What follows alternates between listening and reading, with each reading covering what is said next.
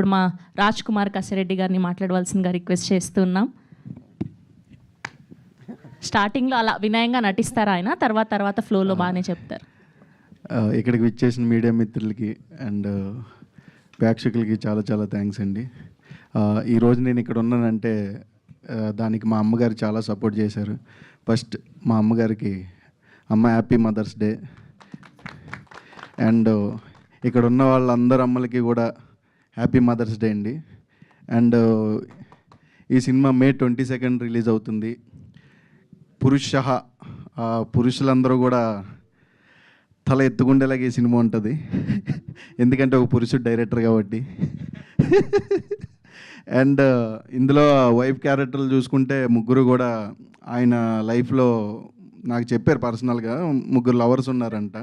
వాళ్ళని చేసుకుంటూ ఉంటే నా పరిస్థితి ఎలా ఉండేదని ఆయన ఈ సినిమా తీశారు. అదేగా చెప్పారు వచ్చినప్పుడు. అండ్ పవన్ కళ్యాణ్ ఈ సినిమాతో ఇంట్రడ్యూస్ అవుతున్నాడు. మీ అందరికీ కూడా మనోడు ఫస్ట్ సినిమా చేస్తున్నాడని ఫీలింగ్ అయితే ఎక్కడ రాదు. సప్తగిరంతో ఫస్ట్ నేను స్క్రీన్ షేర్ చేసుకోవడం, అన్న నుంచి నేను చాలా నేర్చుకున్నాను. థ్యాంక్ యూ సో మచ్ అన్న.